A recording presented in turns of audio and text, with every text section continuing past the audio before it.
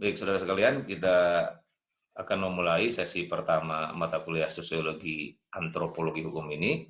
Di pertemuan pertama ini dengan membahas orientasi kajian hukum secara empiris. Ya. Kajian hukum secara empiris.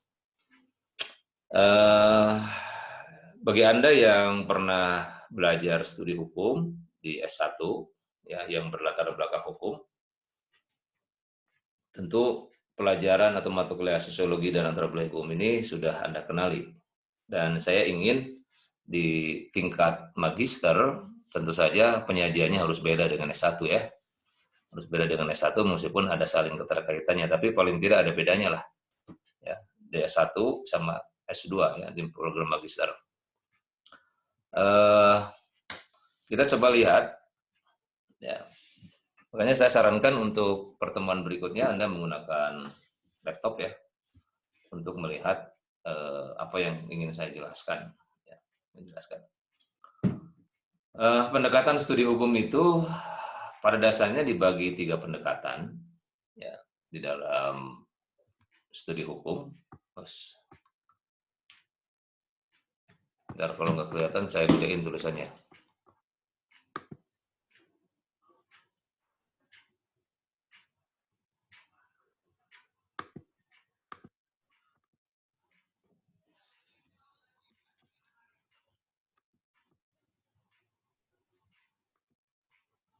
Slide-nya kelihatan nggak? Kelihatan, Pak. Slide-nya ya. Slide yang warna kuning ya, kelihatan ya? Kelihatan. Oke. Nah, jadi 3 jenis pendekatan dalam hukum itu, ya, itu ada beberapa pendekatan. Selain pendekatan yang Anda lihat di situ, juga ada yang mengatakan begini, pendekatan studi hukum itu. Jadi ada pendekatan studi hukum normatif, ya. Jadi ilmu hukum itu atau hukum sendiri itu bisa didekati dengan 3. Yang pertama dengan hukum normatif, ya. Jadi fokus kajiannya terhadap bagaimana memandang hukum sebagai suatu sistem yang utuh, ya. Mencakup seperangkat asas hukum, norma hukum, aturan hukum tertulis maupun tidak tertulis, ya. Jadi di pendekatan hukum yang normatif ini, bahwa asas hukumlah yang melahirkan norma-norma hukum. Kemudian norma hukum itulah akan melahirkan aturan hukum. Ya. Dari asas hukum itu dapat melahirkan lebih dari 1 norma. Ya. Sehingga jumlahnya tidak terhingga. Ya. Tidak terhingga jumlah normanya. Nah, kemudian dari 1 norma hukum dapat melahirkan lebih dari 1 aturan hukum, sehingga jumlahnya juga tak terhingga. Misalnya dalam perdata, asas hukumnya pengakuan terhadap milik individu. Jadi asasnya itu, kalau milik individu itu diakui. Itu dapat melahirkan norma hukum lain bahwa tidak boleh mengambil hak orang lain kan. Nah, tidak boleh mengambil hak orang lain, tidak boleh merusak hak milik orang lain, ya, dan sebagainya. Jadi dari norma hukum tidak boleh mengambil hak milik orang lain, muncullah berbagai aturan hukum. Ya, di mana dalam peraturan perundang-undangan misalnya contoh pasal 362 KUHP. Ya, dengan ancaman pidana bagi pencurian ya. Atau pasal 372 KUHP ancaman pidana penggelapan. Ya. Nah, dari pasal-pasal itu yang ada dalam Undang-Undang Nomor 3199 tentang pemberantasan tindak pidana korupsi dan lain-lain. Nah, itu pengkajian hukum secara normatif. Ya. Pendatangan hukum secara normatif. Tokoh-tokoh dari kajian normatif ini yang disebut juga dengan the founder of legal positivism, ya, itu ada John Austin, ya. Kemudian juga tokoh utama positivisme adalah Hans Kelsen. Jadi harus terukur lah hukum itu, harus ada, ya, positif itu di sini terukur ya. Jelas gitu, itu positif. Yang COVID-19 itu positif sekarang ini. Jadi jelek sekarang kalau positif itu ya. Anda positif? Enggak, saya negatif kok. Jelek kalau positif itu sekarang. Ya. Dulu kata negatif itu jelek, sekarang negatif itu jadi baik. Ya, beda dengan kata positif. Ya, jadi kecuali yang positif hamil lah ya. Enggak, saya positif hamil kok, bukan negatif. Ya. Oke, itu Han Kelsen yang sangat terkenal dengan teori Stappenbau, ya, piramid dari teori hukum murni, ya, pure of law, ya, itu yang mengatakan bahwa hukum itu seperti piramida, dari asasnya kemudian lahir berbagai peraturan perundang-undangan. Ya. Nah, itu pendekatan pertama, pendekatan tentang bahwa hukum itu bisa didekati dengan pendekatan normatif atau yuridis. Ya. Baik, Bapak-bapak dan Ibu-ibu sekalian, ya. Pendekatan kedua adalah pendekatan empiris atau juga disebut apa itu? Law in action. Tadi law in book, ya. Yang kedua itu law in action. Ya. Jadi fokus kajian terhadap hukum ini bukan pada aspek hukumnya sebetulnya ya. Kalau tadi pada aspek hukumnya kan ada asas, kemudian ada norma, dari norma muncul peraturan perundang-undangan kan. Nah, kalau pendekatan empiris itu bukan pada aspek hukumnya, ya. Tetapi fokus kajiannya terhadap bagaimana cara memandang hukum sebagai suatu kenyataan, ya, sebagai suatu kenyataan, sebagai reality, sebagai realitas. Makanya kan law in action, ya, hukum dalam kenyataan, dalam tindakan, action, reality atau action, atau juga perilaku, behavior. Nah, jadi yang dilihat bukan normanya, tapi bagaimana orang berperilaku dengan hukum itu. Ya, dengan hukum itu. Nah, jadi disinilah pentingnya kita mengkaji hukum secara empiris, atau juga yang disebut dengan legal empirical, boleh begitu nyebutnya, atau law in action, ya, hukum dalam kenyataan. Jadi bukan pada pasal-pasalnya, tapi pada perbuatan orang di dalam hukum itu. Contoh misalnya ya, ini pendekatan hukum secara empirik. Tadi ke pendekatan pertama dulu. Pendekatan pertama, pendekatan normatif melahirkan ilmu hukum normatif lah ya. Itu ilmunya itu. Kalau pendekatan hukum empiris atau legal empirical itu melahirkan dua dan berbagai macam lain ya. Ada sosiologi hukum, ada antropologi hukum. Ya. Ada sosiologi hukum, ada antropologi hukum. Ya, itu yang empirik. Nah, kenapa yang empirik ini menjadi penting dalam kajian studi hukum? Karena ilmu hukum nggak bisa menjangkau yang empiris. Ya. Bisa nggak ilmu hukum bisa menjangkau yang empiris? Nggak bisa. Contoh misalnya, di jalan raya itu kan ada undang-undang, ada aturan ya. Ada aturan berlalu lintas kan di jalan raya itu. Nah, sekarang kita lihat kenapa para pengguna jalan, di situ ada aturan undang-undang lalu lintas, tapi undang-undang lalu lintas ini sepertinya kurang dipatuhi oleh pengguna jalan. Nah, ilmu hukum nggak akan bisa menjelaskan itu. Tapi pendekatan hukum secara empirik bisa menjelaskan. Sosiologi hukum bisa menjelaskan itu. Antropologi hukum bisa menjelaskan itu. Ya. Nah, sekarang saya mau tanya kepada Anda semua. Silahkan nanti dibuka mikrofonnya. Menurut Anda, marka jalan, garis putus-putus di jalan raya itu, kalau yang dulu yang Anda pernah kuliah di Cipadung City ya, pernah kuliah di situ, itu kan di depan kampus tuh ada garis merah putih, nggak putus-putus tuh. Kemudian ada yang putus-putus juga. Nah, kira-kira menurut Anda, marka jalan yang putus-putus sama yang tidak putus-putus, bahkan ada yang dua garisnya, itu artinya apa? Silakan dikomentari pertanyaannya. Kalau yang Pak itu bisa mendahului atau bisa lewat batas itu. Hmm. Kalau misalkan garisnya lurus, tidak putus-putus, itu tidak boleh untuk mendahului biasanya gitu, Pak. Oke, ada yang lain? Silakan.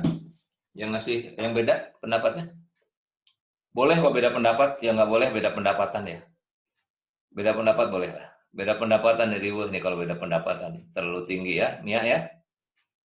Silakan Mia, mau kasih komentar?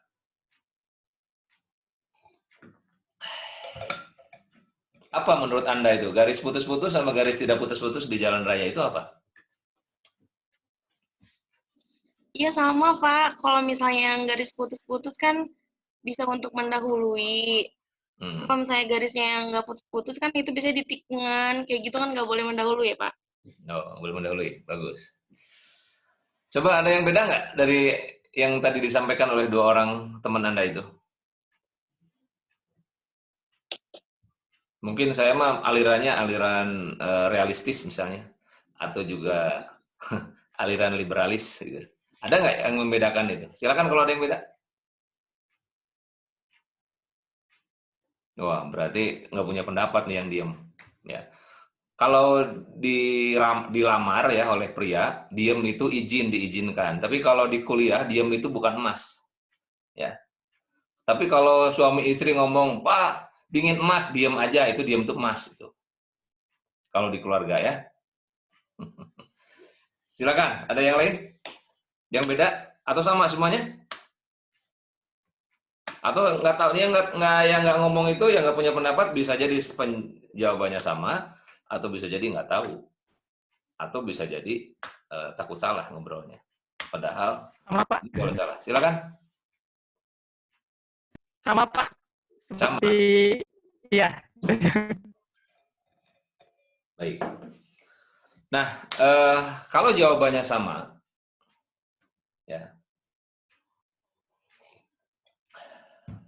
ya menurut ilmu sosiologi atau antropologi, Anda sudah punya pengetahuan hukum yang baik. Ya, setidaknya punya kesadaran hukum. Ya, karena marka jalan dalam bentuk rambu-rambu lalu lintas itu Anda sudah ketahui dan sudah disadari. Ya, tinggal prakteknya. Nah, tadi yang tahu-tahu gitu prakteknya gimana itu? Ya. Sebab kesadaran hukum itu berkaitan dengan antara yang diketahui dengan yang dilakukan. Itu kesadaran hukum. Ya, belum disebut kesadaran hukum kalau hanya tahu saja. Oh, tahu korupsi itu nggak boleh. Tahu loh itu marka jalan itu nggak boleh mendahului. Tapi tetap aja kerusuh mari lewat tuh si jalan itu, si garis-garis putus itu. Di tikungan yang tadi Mia bilang nggak boleh nyalip, tetap aja kalau rusuh buru-buru mah pasti disalip. Berarti belum sadar hukum. Ya. Padahal itu termasuk pencurian loh. Mencuri jalan orang lain loh itu ya. Anda melewati melewati garis di marka jalan itu kan itu hak punya orang loh, bukan hak pengendara yang sebelahnya. Nah itu ya, jadi nanti kita bicarakan tentang teori-teori dalam sosiologi, misalnya teori interaksionisme simbolik. Orang berinteraksi dengan simbol, ya. Misalnya dalam singgangan simbol di jalan raya, itu adalah rambu-rambu itu simbol. Ya, rambu-rambu itu simbol. Nah, apakah bagaimana manusia punya interaksi yang baik dengan simbol-simbol itu? Nah, itu tergantung juga melihat bagaimana dari segi kepatuhan hukum. Nah, kepatuhan hukum itu bagian dari pembicaraan dari pendekatan legal empirik. Ya, studi hukum yang empirik. Ya, kepatuhan hukum. Tapi juga di filsafat juga ada soal kepatuhan hukum ya.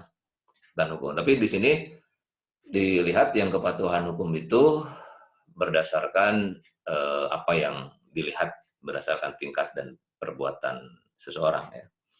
Nah, nanti dalam teori sosiologi ada yang disebut dengan interaksionisme simbolik. Orang berinteraksi secara simbol, dengan simbol. Polisi itu simbol. Nah, kenapa orang mau tunduk dengan kalau polisi memberhentikan di jalan? Karena dia punya punya meaning, ya, punya arti si polisi itu. Ya, jadi orang menghormat kan. Kenapa Anda sekarang mau kuliah dengan saya? Karena saya punya arti di dalam pikiran Anda. Jadi kita mau berinteraksi. Ya.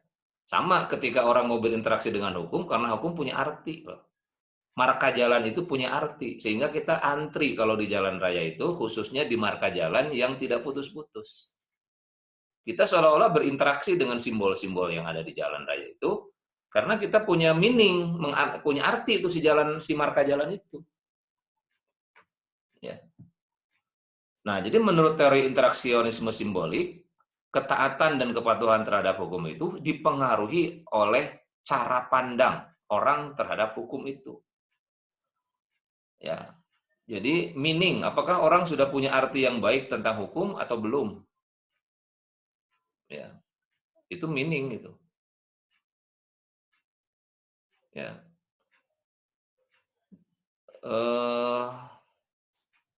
Dari meaning itulah melahirkan pola interaksi. Ya. Pola interaksi. Jadi kalau marka jalan itu diartikan sebagai simbol lalu lintas dan simbol itu memiliki arti, ya, memiliki arti meaning itu, tentu saja yang tahu tentang artinya akan patuh. Karena dia tahu. Jadi kesadaran hukum itu harus dibangun berdasarkan pengetahuan, makanya ada sosialisasi. Nah, itu kan untuk membangun itu. Nah, itu pendekatan hukum empirik yang bisa menjelaskan itu. Ilmu hukum nggak bisa. Ya, ilmu hukum nggak bisa ngejelasin itu. Kemudian, misalnya ya, kalau Anda yang pernah umroh atau ke haji, ya, itu jamaah umroh, jamaah haji itu kalau lagi tawaf, itu rebutan untuk mengecup Hajar Aswad. Ya. Hajar itu apa artinya? Batu. Aswad itu hitam. Batu hitam. Ya, tapi kenapa kok orang begitu rebutan, begitu ingin ya mengecup Hajar Aswad itu, padahal cara ngecupnya juga kalau lagi tawaf nggak gampang itu. Rebutan itu. Bisa saling sikut untuk sekedar ngecup Hajar Aswad batu hitam itu. Ya. Di tempat Anda di Subang, di Tasik, di Probolinggo, di Ambon, ya, di Cipadung banyak kok batu kok. Batu banyak ya di Cipadung, di Tasik, di tempat-tempat banyak kan. Tapi kenapa Anda nggak mau ngecup batu-batu yang ada di tempat Anda? Itu terjadi karena tidak punya arti batu itu. Orang kenapa mau berinteraksi dengan sesuatu? Karena ada artinya. Nah, jadi ini bisa dikembangkan lah nanti dengan teori-teori interaksi ini bagi mahasiswa-mahasiswa magister. Jadi kita harus punya arti itu, ciptakanlah diri kita ini punya arti yang penting bagi orang lain. Ya. Kalau Anda sedang menjalin hubungan, maka supaya hubungan itu berarti, maka Anda harus punya arti dalam pasangan Anda. Ya. Lalu kalau nggak punya arti, Anda nggak punya artinya di mereka, maka Anda nggak ada artinya. Akan disia-siakan. Tidak akan ditaati, tidak akan dipatuhi, tidak akan dipedulikan, karena nggak ada artinya. Jadilah diri Anda yang punya arti kalau gitu. Nah, itu hikmah hikmah dari belajar teori interaksionisme simbolik dalam sosiologi. Ini kita bicarakan nanti dalam sosiologi hukum. Ya, dalam sosiologi hukum. Itu pendekatan empiris ya.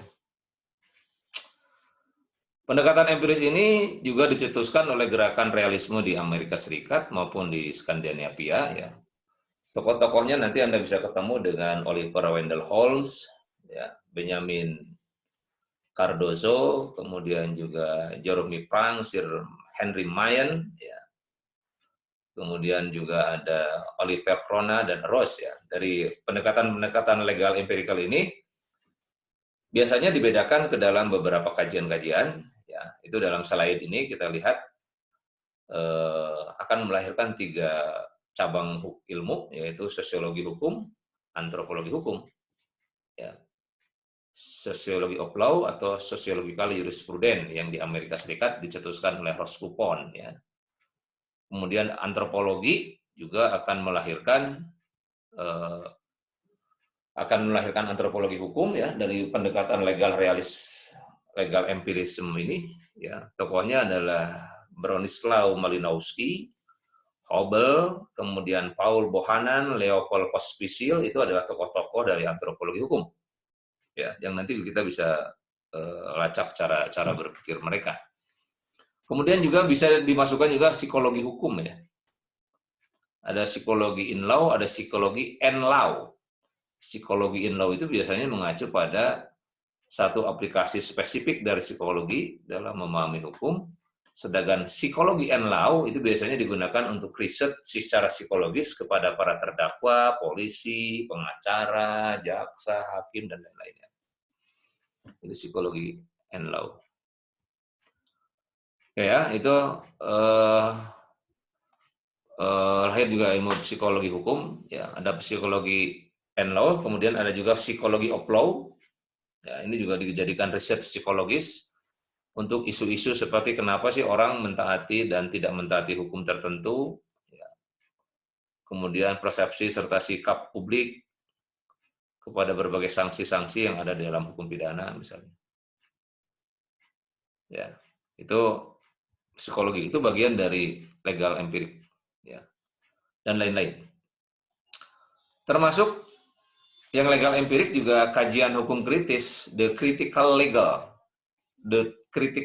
ya. Jadi kajian hukum kritis ini masih jarang loh dikembangkan. Jadi kalau Anda nulis tesis silakan melalui pendekatan the critical legal. Ya. Jadi critical legal kritik itu artinya membongkar realitas, ya, apa yang terjadi dalam realitas, ya. Membongkar aturan-aturan sesuai dengan perkembangan realitas, ya. Itu kajian hukum kritis bagian juga dari legal empirik, ya. Legal empirik, kajian seperti itu. Mungkin apa ya nama-nama, ya mungkin seperti itulah beberapa kajian ininya yang legal empirik itu. Nah, yang ketiga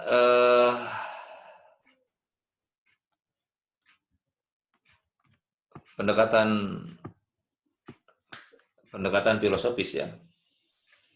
Jadi hukum dikaji secara filosofis. Ini ilmunya namanya filsafat hukum. Ya. Jadi bagaimana cara memandang hukum sebagai seperangkat ide yang abstrak. Ide-ide yang abstrak, yang berkaitan dengan moral, ya, berkaitan dengan keadilan. Apa sih keadilan itu? Bagaimana hukum yang adil itu? Nah, itu kerjaan filsafat itu. Ya. Logika, ya, teori hukum itu masuk pada pendekatan filosofis. Nah, ini semua bidang hukum, ya, baik hukum perdata, hukum pidana, sebetulnya bisa dikaji dari tiga pendekatan ini. Ya, tiga pendekatan ini.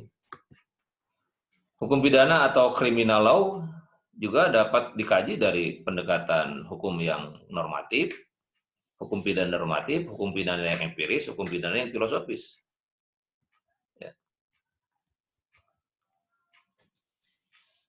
Ya, hukum pidana yang empirik bisa sosiologi hukum pidana. Ya, hukum pidana yang sosiologis bisa antropologi hukum pidana, bisa psikologi hukum pidana, bisa filsafat hukum pidana. Ya, jadi semuanya bisa dikerjakan. Nah, sosiologi hukum ini masih umum sebetulnya. Mungkin nanti ada sosiologi hukum pidana, atau sosiologi hukum perdata, sosiologi hukum keluarga misalnya, dan lain-lain.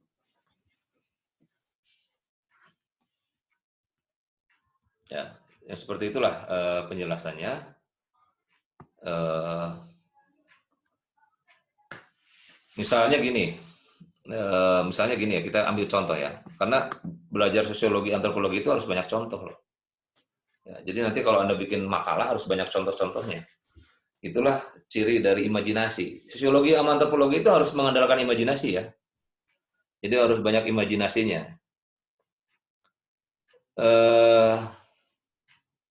Jadi tiga pendekatan ini sebetulnya satu sama lain saling terkait sebetulnya, nggak bisa dipertentangkan ya. Yang membedakan nanti dalam hal fakta-fakta hukumnya nih. Kita ambil contoh misalnya dalam suatu proses penangkapan ya.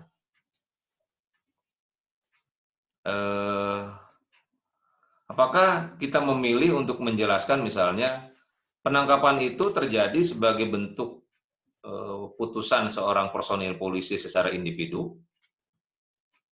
Ya, berarti di sini menggunakan kajian psikologi hukum. Ya. Atau penangkapan itu muncul dari harapan, ya, harapan tentang bagaimana peran ideal seorang personil polisi. Ya. Jadi ini kajiannya sudah sosiologi, ini sudah empiris. Ya. Orang nangkap itu, polisi nangkap seseorang itu apa secara psikologis? Tadi secara psikologis ya, secara individu apa tugas individunya? Atau memang ada harapan, ada peran ya. Nah peran itu kan sosiologi kalau ngomong peran ya. Peran dan fungsi ya. Ya, itu dibedakan. Setiap orang akan punya peran yang ganda.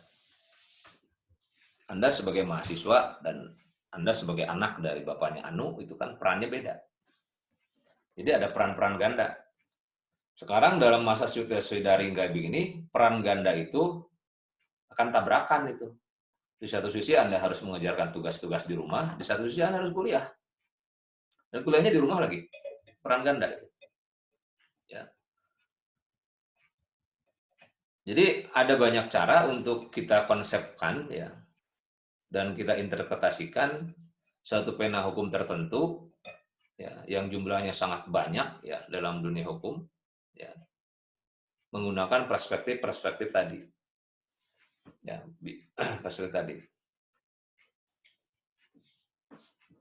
Oke ya, kemudian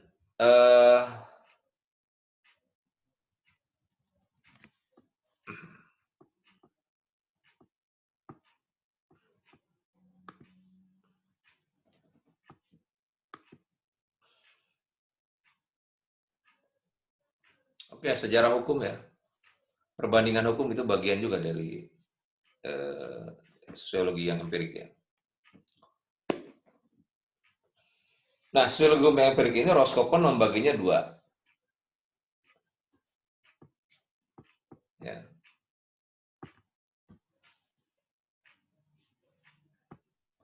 Membaginya dua. Yang pertama, dia mengatakan bahwa dalam studi hukum dalam masyarakat, ya, sosiologi of law. Saya dulu pernah nulis buku ya, tapi nggak tahu tuh buku itu karena udah lama sekali ya. Sampai juga saya lupa di mana itu.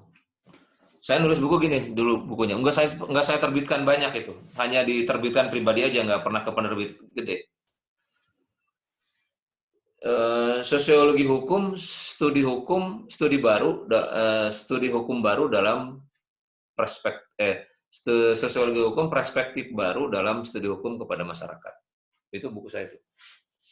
Dulu pernah saya edarkan di S1 tuh. Kemana itu buku itu ya? Kalau nggak salah tahun 2001 gitu ya buku itu saya tulis tuh. Tapi di Google Scholar saya ada itu, ada yang ngutip buku itu. Saya sendiri udah nggak punya bukunya. Ya, studi hukum, sosiologi hukum perspektif baru studi hukum dalam masyarakat. Nah, Roscoe itu membagi dua dalam pendekatan dalam studi hukum dalam masyarakat. Pertama, sosiologi of law yang berakar dari tradisi sosiologi dan sosiologi jurispruden yang berakar dari tradisi ilmu hukum. Nah, ini Roscoe ya. Biar tahu aja lah. Anda biar tahu aja bahwa konsep-konsep sosiologi itu dalam pandangan Roscoe adalah sosiologi of law dan sosiologi jurispruden. Kemudian Alan Hahn juga mengatakan membedakan antara ilmu hukum yang sosiologis atau sosiologi jurispruden dan sosiologi hukum atau sosiologi of law. Ya, itu terletak pada persoalan praktis untuk ilmu hukum sosiologis dan persoalan teoritis untuk sosiologi hukum. Nah, jadi istilah-istilah ini biarkanlah itu milik mereka ya. Tapi kita nanti harus punya cara pandang yang beda. Di Eropa, Ehrlich mengatakan ya bahwa perjuangan untuk merintis pendekatan sosiologi terhadap hukum di Jerman menjadi sangat terkenal dengan konsep mengenai the living law, ya, hukum yang hidup. Jadi dia nulis sosiologi hukum itu dengan the living law, hukum yang hidup. Itu Ehrlich ya di Eropa. Dia mengatakan bahwa hukum itu variabel tidak mandiri. dihubungkan dengan fungsi hukum sebagai sarana kontrol sosial, maka hukum itu tidak akan bisa dilakukan apabila ya, tertib sosial yang luas tidak mendukung. Ya. Berakarnya tertib sosial dalam masyarakat ini berakar pula pada penerimaan masyarakat, ya, bukan paksaan dari negara. Jadi dia ingin mengatakan kalau mau buat hukum, maka hukum itu harus sesuai dengan kehendak masyarakat, kira-kira gitu. Undang-undang Omnibus Law itu nggak sesuai dengan kehendak masyarakat, makanya diprotes seluruh Indonesia, termasuk mahasiswa IHA merintah lagi protes sekarang ya. Karena nggak sesuai dengan kehendak masyarakat. Itu kalau the living law itu begitu. Apa sih yang nggak sesuai? Paling tidak dari keadilan, tujuan hukum ya, keadilan, kemanfaatan, kepastian. Nah, jadi protesnya undang-undang terhadap Omnibus Law itu bisa didekati secara empirik. Ya. Bahwa proses pembuatan peraturan perundang-undangan yang tidak melibatkan masyarakat itu akan berakhir ya dengan penolakan. Ya. Dan penolakan itu bisa juga berakibat dengan konflik antara negara dan masyarakat. Bahkan bukan itu saja, itu juga bisa mengakibatkan pertumpahan darah. Ya, itu gara-gara soal hukum. Nggak sesuai ya. Nggak sesuai. Kemudian di Amerika, Roscoe tadi sudah ya. Oke, kemudian nah ini. Jadi sosiologi hukum itu sebetulnya disiplin ilmu yang mengkaji hukum dalam masyarakat. Ya, kalau Roscoe memproklamirkan sosiologi jurispruden, ilmu hukum sosiologis, ya, untuk memahami hukum yang ada dalam masyarakat. Sementara sosiologi of law atau sosiologi hukum untuk memahami hukum. Jadi istilahnya itu sosiologi of law itu, sosiologi hukum itu sebenarnya ilmu hukum itu. Ya. Nah, kemudian terdapat pendekatan lain, ini yang saya kembangkan dalam sosiologi hukum itu, yaitu sosiologi hukum teoritis dan sosiologi hukum empiris. Jadi sosiologi hukum teoritis itu kita bicara pendekatan terhadap hukum dengan menggunakan teori, garis bawah itu kata teorinya itu, teori sosiologi.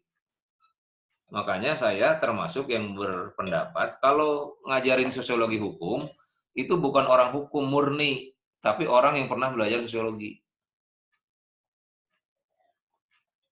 Saya dulu belajar di Unpad sosiologi, magisternya di Unpad.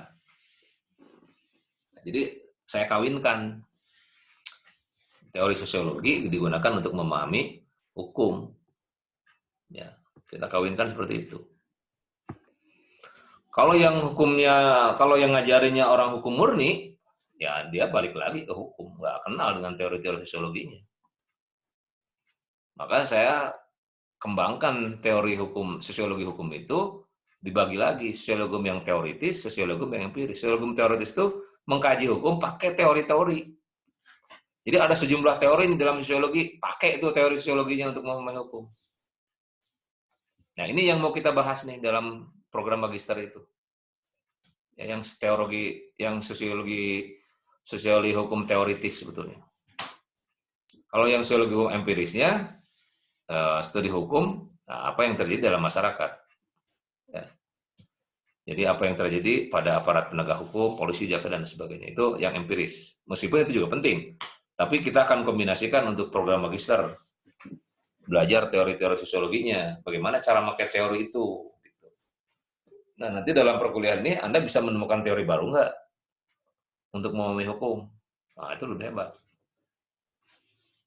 Ya. Jadi teori itu ulah bolak-balik kalinya, Anda harus bikin teori baru. Ya. Maka ruang lingkup sosiologi hukum, proses pembentukan hukum pada lembaga legislatif, proses penyelesaian hukum di kepolisian, penerapan hukum oleh tingkah laku masyarakat, hukum yang hidup di dalam masyarakat. Itu ruang lingkup sosiologi hukum. Nah, mata kuliah kita ini, saudara sekalian, itu kan 2 mata kuliah sebetulnya. Sosiologi dan antropologi. Riweuh kesayanya juga itu teh. Sebab itu mata kuliah itu harusnya diajarin satu semester. Ya, sosiologi 1 semester, antropologi 1 semester, ya dikawinkan dalam 1 semester. Ya. Saya tanya, ini kenapa sampai dikawinkan begini, sosiologi sama antropologi? Nah, jadi mata kuliah kita ini dua mata kuliah sebetulnya. Jadi keluarnya nilainya harusnya 2 ini. Ya sosiologi hukum ya antropologi hukum. Udah beda itu udah jenisnya sosiologi dan antropologi. Ya.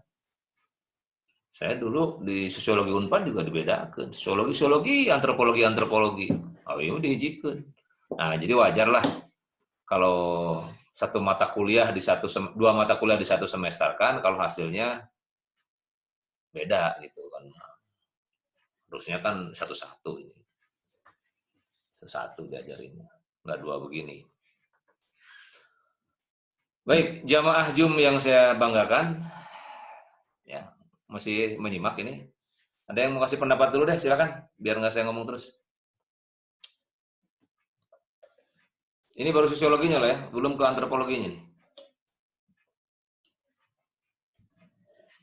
Baik, Bapak. Oh, siapa tuh? Silakan. Saya Asep Saiful Rahman. Maaf, gambarnya tidak ditampilkan. Saya mau menanyakan Bapak ya, tentang tadi saya simak bahwa pernyataan Bapak dari setiap produk hukum itu semuanya tidak ada yang bertentangan dari sudut pandang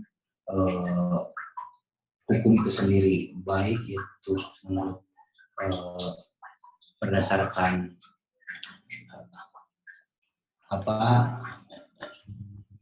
hukum menurut empiris ataupun pandangan filosofnya dan lain sebagainya. Apakah ada produk hukum yang bertentangan dari 3 sudut pandang hukum itu sendiri, Pak? Bertentangan? Ya.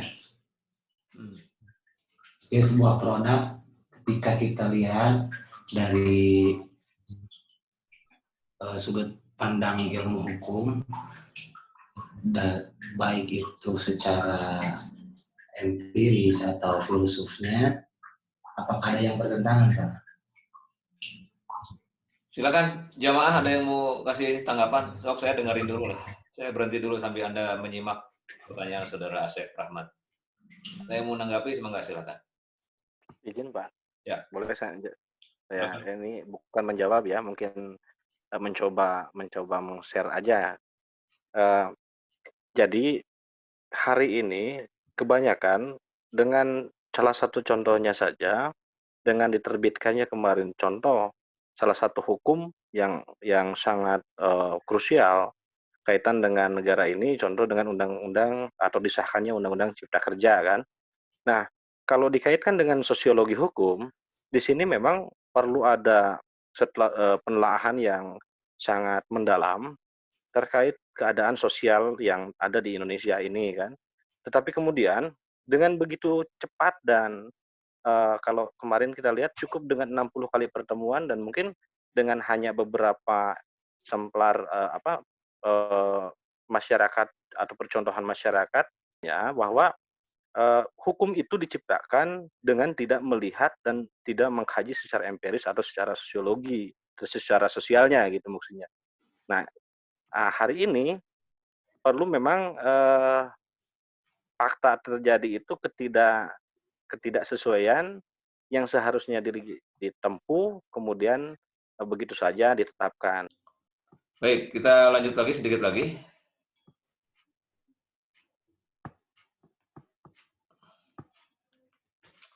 Ya, sekarang kita lanjutkan.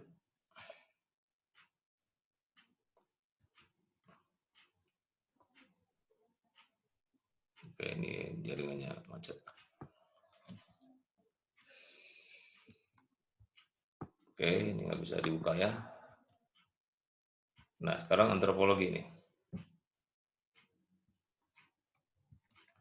Ya, kita masuk ke antropologi. Ada antropologi.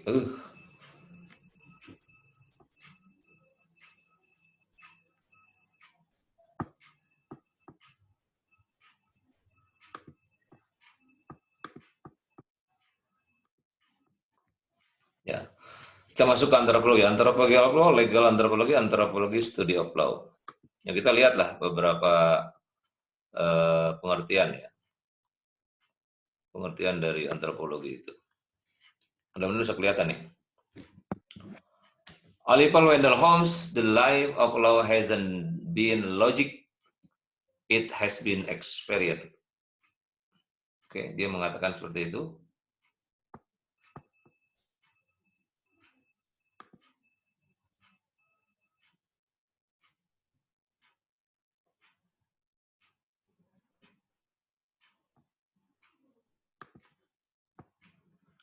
Ya. Jadi sosiologi antropologi hukum itu adalah kenyataan hukum. Nah, dalam kenyataannya hukum itu tidak selalu logis. Ya. Jadi hukum itu adalah berupa pengalaman-pengalaman. Nah, itu kata Oliver Wendell Holmes untuk menyebut antropologi hukum. Ya.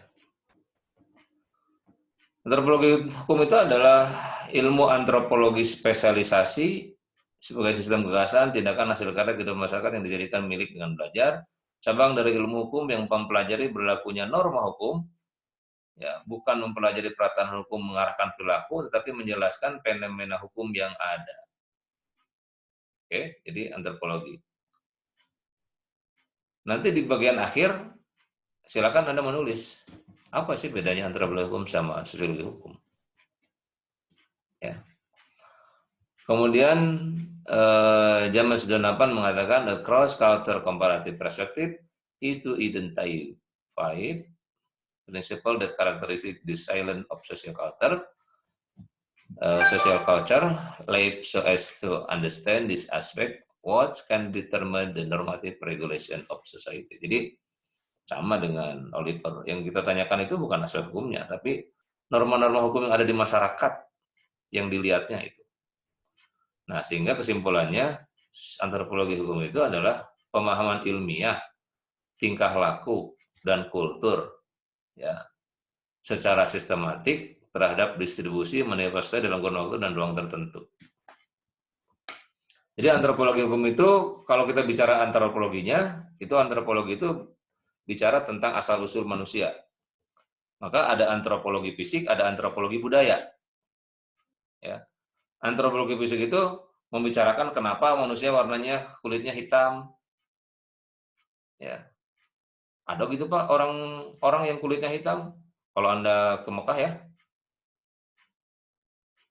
Ya, kalau pernah ketemu langsung itu di Mekah kan kalau lagi umroh atau tawaf, itu orangnya ada loh yang hitam. Ya. Nah, itu kajian antropologi. Kenapa yang satu hitam, yang satu putih, yang satu coklat, yang satu nggak jelas warnanya, nggak tahu hitam, nggak tahu putih, abu-abu itu. Itu antropologi. Ya. Membicarakan itu asal-usul manusia. Makanya antropologi itu awalnya bicara manusia, bisa manusia prasejarah, itu yang dibicarakan sosiologi, manusia tradisional, ya, bukan manusia modern. Itu yang dibicarakan di antropologi. Awalnya begitu. Itu antropologi fisik ya. Sehingga antropologi itu, kalau Anda misalnya lihat di Mekah nanti atau di tempat-tempat tertentu ya, ya enaknya sih lihat pada saat umroh atau haji ya, itu bisa kelihatan tuh. Anda jangan sampai mengatakan begini, Gusti ya Allah ini orang kok hitamnya di rumah aja nggak katel, saya nggak hitam kayak begini. Nah, jangan begitu. Itu dari pendekatan agama nggak boleh itu seperti itu. Agama ya. Karena semuanya ciptaan Allah loh. Ya, mau hitam, mau putih, mau coklat, mau yang nggak jelas warna kulitnya, itu ciptaan Allah semua. Jadi jangan dihina. Ya, biarkanlah berbeda. Li ta'arofu, supaya kita saling mengenal. Ya. Jadi Allah menciptakan orang bersuku-suku, berbangsa-bangsa, itu berbeda warna kulitnya lita'arofu, untuk saling mengenal, bukan mendiskriminasi, bukan menghabisi, ya. Lita'arofu lah, untuk supaya saling kenal. Antropologi fisik juga melihat kenapa sih ada orang yang hidungnya pesek, ada hidungnya, bukan pesek ya, maaf itu terlalu kasar kalau pesek, mancung ke dalam, ya. Atau hidungnya mancung, ya. Itu antropologi itu yang bicara begitu. Nah, kenapa? Karena manusia itu hidup di dalam sistem sistem lingkungan yang beda untuk bertahan ya. Orang Indonesia hidungnya nggak terlalu mancung-mancung amat. Kenapa? Karena Allah sediakan dengan iklim dan geografi seperti Indonesia, cocok hidungnya kayak gini. Ya, jadi nggak perlu lah ada operasi plastik secara antropologis ya, nggak perlu secara antropologis, nggak perlu. Karena sudah matching antara postur tubuh orang Indonesia, hidungnya seperti ini dengan kondisi geografis, kondisi alam. Di Indonesia paling musimnya hanya 2, panas, dingin, hujan, kemarau itu aja. Ya. Cukup pernapasan tuh kayak begini, cukup gitu. Coba kalau orang Eropa dikasih hidung orang Indonesia, engap. Udah badannya tinggi, kemudian musimnya 4, panas, dingin, salju, ya, musim semi. Kalau musim salju, dinginnya bisa 0 derajat, di bawah 10 derajat. Itu kan membutuhkan pernapasan yang gede, hidung yang besar. Dikasih hidung Indonesia, engap, pada paeh. Udah cocok. Jadi, nah itulah pentingnya ilmu. Ya, secara ilmu nggak perlu lah orang-orang Indonesia itu dimancung-mancungin, nggak perlu. Emang udah segitu aja. Ya, sudah by design. Nah, itu antropologi fisik. Nah, antropologi hukum itu bagian dari antropologi budaya. Ya. Orang berperilaku, sama berperilaku. Unsur budaya itu ada berapa coba? Ada 7 kan? Ada religi, sistem religi. Ya. Itu antropologi, itu ada antropologi agama. Yang dilihat kan bukan bagaimana cara sholat. Yang dilihat bagaimana ya? Bukan bagaimana tata cara sholat. Kalau tata cara sholat itu bagian fikih. Tapi kalau antropologi agama itu melihat kenapa orang sholat pakai sarung, kenapa yang lain pakai jubah. Itu kenapa kalau ada kematian orang berdoa. Nah, itu dilihat itunya. Itu antropologi agama. Karena antropologi agama bagian dari unsur kebudayaan, religi. Ya. Unsur budaya juga norma. Nah, hukum di situ. Jadi kalau ke belakang kita ngelihat aspek budayanya ada di sana. Ya, aspek budayanya ada di sana. Nah, oleh karena itu kita kutip sejenak misalnya ya, melihat begini, antropologi hukum itu. Jadi dilakukan dengan studi-studi yang di kalangan para ahli antropolog, bukan dari kalangan sarjana hukum ya. Jadi karya klasiknya itu Sir Henry Mayen tadi sudah disebut-sebut, ya, yang bertajuk The Unseen Law, ya. Ini peletak dasar studi antropologi hukum, ya. Jadi dia melihat ada hukum itu melalui fase evolusi, ya, di dalam masyarakat. Itu kata Unseen Law, ya. Jadi secara umum tema-tema antropologi hukum itu ada fase evolusionisme, ada fase fungsionalisme, ada fase pluralisme. Nah, itu fase-fase hukum secara antropologi. Ya. Fase evolusionisme ya, itu berkisar tentang bagaimana eksistensi hukum kan. Jadi hukum itu berevolusi, berkembang sesuai dengan perkembangan masyarakat. Jadi eksistensi hukum ini menurut pandangan evolusionisme hukum itu mengikuti perkembangan masyarakat. Tadi saya baca ada chat di room chat itu, Pak, bagaimana perspektif sosiologi dan antropologi soal Undang-Undang Omnibus Law? Nah, kalau melalui pendekatan evolusionisme, Unseen Law ini, ya dia mengatakan mestinya hukum berkembang sesuai dengan perkembangan masyarakat. Ya. Masyarakat sekarang kan sebetulnya membutuhkan hak-haknya ya, yang jelas, yang tegas. Ya. Jadi kalau dalam undang-undang itu nggak ada kepastian tentang jaminan kerja kalau dia di PHK, ya pasti marah masyarakat. Sebab undang-undang akan berpihak pada pemilik modal. Ya. Pemilik modal. Apakah setiap undang-undang yang lahir itu harus penuh dengan kontrak? Ya ada yang iya, ada yang tidak kan. Tergantung dari muatan materinya seperti apa. Ya, ada yang kontra, ada yang tidak. Yang kontra berarti ya tinggal dilihat aja seperti apa tensi kontranya. Sekarang kan tensi kontranya hampir nasional itu. Dari ujung ke ujung sama protes itu sekarang undang-undang Omnibus Law ini. Ya berarti ada sesuatu di situ yang disukai masyarakat. Ya. Jadi di bukunya Unseen Law itu mengatakan bahwa perkembangan hukum itu harus sesuai dengan perkembangan masyarakat. Ini kalimat tagline-nya penting tuh dalam antropologi. Jadi hukum harus menyesuaikan masyarakat, bukan masyarakat menyesuaikan hukum dalam pandangan antropologi ini. Ya. Jadi yang dimulai dari masyarakat purba, masyarakat bersuku, masyarakat berwilayah, itu kan berbeda-beda sampai masyarakat modern. Jadi pada masyarakat purba, masyarakat masih disibukkan dengan urusan makanan. Ya, cari makan tuh gimana? Itu masyarakat purba kan? Gimana cara mereka bertahan hidup? Nah, bagaimana? Apakah COVID akan mengembalikan manusia ke manusia masa purba? Nah, itu kan pertanyaan besarnya. Di masa purba, urusan yang paling penting makanan loh. Ya, urusan yang paling penting melangsungkan keturunan. Makanya anaknya banyak-banyak. Dan masih terbawa sampai era modern lah, awal-awal modern. Ada yang 11, ada yang 12, kesebelasan lah pokoknya. Ya. Sehingga ada gium bahwa banyak anak banyak rezeki, itu dipakai tuh sama orang-orang tua dulu. Karena lahannya masih banyak. Jadi banyak anak tuh rezeki nomplok. Karena bisa membuka lahan. Sekarang di era modern ganti itu. Banyak anak beban ekonomi. Ya, bukan banyak rezeki.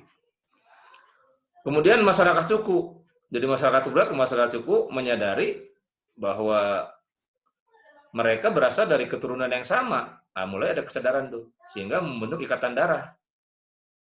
Ya. Tribal society di situ. Nah, pada masyarakat suku ini, kata Mayen, masih belum ada hukum itu di situ. Diem. Diem deh. Tapi dikatakan ada hukum jika hukum tersebut berlaku secara kontinu, bukan secara insidentil. Nah, ketika masyarakat sukunya timbul kesadaran bahwa suku-suku yang ada itu bertempat tinggal bersama pada teritorial bersama, sehingga terbentuklah masyarakat wilayah bersama. Ini nomaden kan tadinya yang pindah-pindah, gimana ada aturan. Pantesan perang itu biasa aja dulu itu. Nah, Anda harus pelajari secara antropologis. Kenapa zaman Nabi masih perang, zaman Nabi Musa masih perang, nyawa itu begitu mudah ya? Memang situasinya begitu. Jangan dilihat pakai kacamata modern sekarang. Ya. Dulu seperti itu, wajar gitu. Nyawa itu nggak ada artinya. Ya, seperti gampang aja orang membunuh itu dulu. Maka banyak kan ayat-ayat soal membunuh itu di zaman Nabi Musa, zaman-zaman Nabi sebelumnya. Itu karena dalam masyarakat suku yang seperti itu. Ya, belum ada kesadaran hukumnya. Ya. Nah, jadi perkembangan hukum pada masyarakat ini kemudian juga dibedakan jadi dua kan. Masyarakat wilayah bersama yang statis di luar Eropa dan Amerika Utara, hukumnya masih sederhana. Sedang masyarakat yang wilayahnya sudah bersama, yang dinamis, bentuk hukumnya sudah mulai kompleks. Nah, itu di buku Unseen Law-nya Sir Henry Mayen ya. Kemudian tokoh kedua fase evolusi ini adalah J.J. Backhoven ya. Backhoven mengatakan bahwa masyarakat itu dimulai dari Gemeinschaft menuju masyarakat Gesellschaft. Gemeinschaft itu apa? Jadi masyarakat yang menjunjung tinggi semangat kebersamaan. Integrasinya masih kuat. Masyarakat desa lah kalau di Indonesia, Gemeinschaft itu. Kekeluargaan, gotong royong, itu begitu. Zamannya Pak Harto ada pos kamling tuh menghidupkan pos keamanan keliling. Sekarang harus dihidupkan lagi loh. Banyak orang-orang sholat dibunuh, banyak orang-orang sholat dihianat, kemarin ibu-ibu di mana tuh? Di Tegal apa di mana? Dia lagi sholat subuh, kemudian tiba-tiba ada yang mukul kepalanya. Sebentar lagi maghrib nih ya, jadi saya nggak akan nggak terasa nih kalau kuliah dengan mahasiswa magister ini ya. Saya ngobrol capek sebenarnya ini tapi ingin ditumpahkan semua jadinya ini. Ya. Itu baru fase evolusi yang kedua loh ya, soal hukum di antropologi ya. Ini bagaimana ingin melihat antropologi hukum ya. Oke, jadi pada masa yang Gemenskap ini, di masyarakat yang gotong royong, ikatan kuat, integrasinya kuat ya, bentuk hukumnya itu mengikuti masyarakat. Jadi hukum itu terbentuk dengan mengutamakan sifat-sifat yang komunal. Makanya hukum pidana, hukum yang mengandung melukai fisik, di sini itu penting nih dalam masyarakatnya Gemenskap untuk mempertahankan integrasi, kekelompokan, ke komunal ya, dalam masyarakat Gemenskap ini, masyarakat yang gotong royong ini. Kan dulu siksaan sanksi hukum itu ada yang dicelupkan ke air panas, itu siksaan fisik, ada yang dipotong tangan, itu untuk agar masyarakat tertib gitu dalam lingkungan yang serba terbatas. Itu kan masyarakatnya cakupannya belum luas tuh. Anehnya sekarang Indonesia yang sudah luas tuh, dunia sekarang masyarakatnya sudah luas, kok hukumnya malah jadi lembek gitu. Dulu di masyarakat yang sederhana kok hukumnya keras gitu. Sanksinya keras. Pidana kan potong tangan, mencuri, kemudian juga disalib ya. Kemudian juga dibunuh lagi. Ya, dirajam. Itu masyarakatnya kan sederhana sebetulnya sanksi hukumnya, tapi dalam masyarakat modern itu sesuatu yang tidak manusiawi. Nah, ini sesuatu yang beda nih. Secara antropologi itu bisa dikaji. Jadi evolusi hukum itu. Baik, saya harus mengakhiri ya karena hampir maghrib nih. Sudah 17.35 ya. 17.35. Ini di Ponorogo udah jam berapa ini? Atau di Ambon udah jam berapa ini? Mungkin udah hampir isya ya. Ya. Baik, sudah selesai Pak salatnya. Apa namanya? Itu baru pengantarnya saja ya. Baru pengantarnya saja. Nah, untuk minggu depan saudara sekalian, yang kelas saya sampai yang kelas Pak Beni ya, itu nanti bagi dua yang kelas Pak Beni. Jadi nanti sampai UTS itu sama saya, ya. Kemudian kuliah sosiologi ini, antropologi ini. Baik, Bapak dan Ibu sekalian, saya harus menjeda dulu pertemuan kita sampai hari ini. Ya, ini sudah cukup lama waktunya. Mudah-mudahan kita ketemu lagi dalam waktu yang lain dan dalam kesempatan yang lain ya, dan dalam keadaan sehat walafiat tentunya ya, sehingga kita bisa bertemu lagi dalam pertemuan yang akan datang. Baik, ini bahannya nanti saya share di LMS ya, mudah-mudahan nanti bisa ya Anda buka di situ ya. Saya akhiri. Wassalamualaikum warahmatullahi wabarakatuh.